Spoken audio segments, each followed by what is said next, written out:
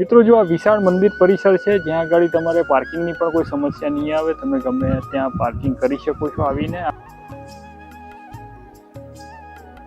નમસ્કાર દર્શક મિત્રો, બિહાઇન્ડ ધ સક્સેસમાં આપનું સ્વાગત છે। આજે હું આવ્યો છું ખેડા જિલ્લાના નૈનપુર ગામના જલારામ મંદિરના દર્શને। આ જલારામ મંદિર કેટલા વર્ષ જૂનું છે, આ જલારામ મંદિરમાં કઈ કઈ માનતાઓ રાખવામાં આવે છે, જલારામ બાપાની આ મંદિરની સ્થાપના ક્યારે થઈ હતી, આ તમામ વસ્તુ તમને જણાવવાનું, સાથે જ મંદિર કેટલું વિશાળ છે, મંદિરમાં કઈ કઈ પ્રવૃત્તિઓ થાય છે એ પણ તમને બતાવવાનું। ચલો મારી સાથે અને જાણીએ મંદિરનો ઇતિહાસ। મિત્રો મંદિર પરિસર ખૂબ જ વિશાળ છે, સામે જલારામ મંદિર બાપાની મૂર્તિઓ છે। એ પહેલાં તમે અહીંયા ડાબા હાથે આવો તો સંત શ્રી હરિરામ બાપાનું અહીંયા તમને આવું એ સ્થાનક જોવા મળશે, એમની મૂર્તિ હરિરામ બાપા, સાથે સાંઈ બાબા, વિશ્વકર્મા ભગવાન, તમામની અહીંયા મૂર્તિઓ છે। મંદિર પરિસર તમે જોઈ શકો છો, ખાસ એવું વિશાળ છે। જલારામ સેવા ટ્રસ્ટ એના થ્રુ આ મંદિર ચાલે છે, શ્રી જલારામ સેવા ટ્રસ્ટ નૈનપુર। મૂર્તિઓના દાતાશ્રીઓના નામ પણ અહીંયા તમને જોવા મળશે। સાથે જ જલારામની સતભાવની એ પણ અહીંયા તમને જોવા મળશે, એનું પણ તમે વાંચન કરી શકો છો। આ ભગવાન દત્તાત્રેય જે ગિરનાર પર્વત પર હોય છે, ગુરુ દત્તાત્રેય જેને આપણે કહીએ છીએ, ભગવાન દત્તાત્રેયની આ મૂર્તિ। રામેશ્વર મહાદેવ, શિવ પાર્વતીની આ જોડી સાથે વિશાળ મંદિર પરિસર છે। મિત્રો આ તમે મંદિર પરિસર જોઈ શકો છો, મંદિરની અંદર વિવિધ મૂર્તિઓ આવેલી છે। અહીંયા અંબેમાં, ગાયત્રી દેવી, વિશાળ મંદિર પરિસર તમે જોઈ શકો છો। મિત્રો આજે આપણે આવે છે નૈનપુર ગામમાં, નૈનપુર ગામના જલારામ મંદિરના દર્શને। આ જલારામ મંદિરનો ઇતિહાસ કેટલા વર્ષ જૂનો છે એ પૂજારી પાસેથી જ જાણીએ। આપનું નામ?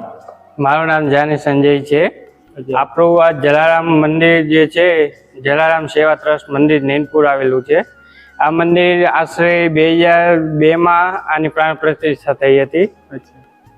2002 ની અંદર આની પ્રાણ પ્રતિષ્ઠા 2002માં થઈ હતી।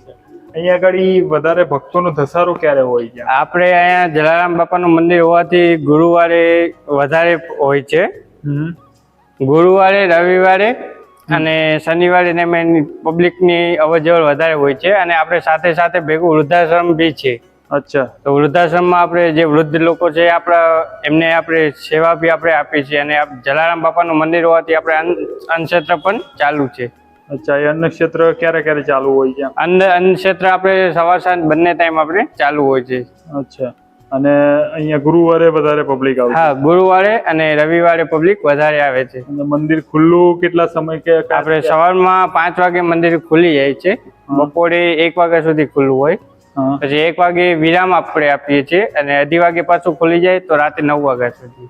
અચ્છા, અહીંયા ભક્તો ક્યાં ક્યાંથી આવે છે? ભક્તો અહીંયા આજુબાજુના ગામથી બી આવે છે, બહુ દૂર અમદાવાદથી બી આવે છે, અને બહુ દૂર દૂરથી શ્રદ્ધાળુઓ બધા આવે છે જલારામ બાપાની દર્શન કરવા માટે। અચ્છા, અહીંયા માનતા ખાસ કઈ રાખતા હોય છે લોકો? માનતામાં એવું છે કે કોઈ એવું ઓલું નથી, પણ જલારામ બાપાનું માનતા કોઈ બી કરે એટલે એમના કામ બધા થઈ જતા હોય છે। અચ્છા, એટલે વીરપુરની જેવી પ્રતિકૃતિ સ્વરૂપનું જ આ મંદિર છે? હા, એવું કહેવામાં આવે છે કે જે વીરપુરમાં જે જલારામ બાપાનું મંદિર છે ત્યાંથી જ અહીંયા તો આપણે જે જોત કહીએ ને, એ ત્યાંથી જ જોત જલારામ બાપાની લાવેલા છીએ એમ। અને આપણે જ્યાં જે જોલી ધોકો છે એ બી આપણે ત્યાં વીરપુરથી જ આવેલો છે એમ, ત્યાંથી લાવેલા છીએ। મિત્રો જો આ વિશાળ મંદિર પરિસર છે જ્યાં આગળ તમારે પાર્કિંગની પણ કોઈ સમસ્યા નહીં આવે, તમે ગમે ત્યાં પાર્કિંગ કરી શકો છો આવીને। આ મંદિર પરિસર આખું તમને હું બતાવું છું। આ પાછળ જે મંદિર છે વિવિધ કુદરતી ઉપચાર કેન્દ્રો પણ ચાલે છે, વૃદ્ધાશ્રમ પણ ચાલે છે, એ પણ છે અહીંયા આગળ। મિત્રો તમને મારી આ જલારામ મંદિરની સ્ટોરી પસંદ આવી તો લાઈક કરજો, ચેનલ પર ના હોય તો સબસ્ક્રાઈબ કરજો, અને કોમેન્ટમાં જય જલારામ અચૂકથી લખજો। જો તમે વીરપુરના દર્શન કર્યા હોય તો પણ અચૂકથી લખજો, અને આ મંદિરના દર્શન કર્યા હોય તો પણ કોમેન્ટ જરૂરથી કરજો। ફરી એકવાર મળીશું, ત્યાં સુધી મને રજા આપો। જય ભારત, જય હિન્દ, વંદે માતરમ।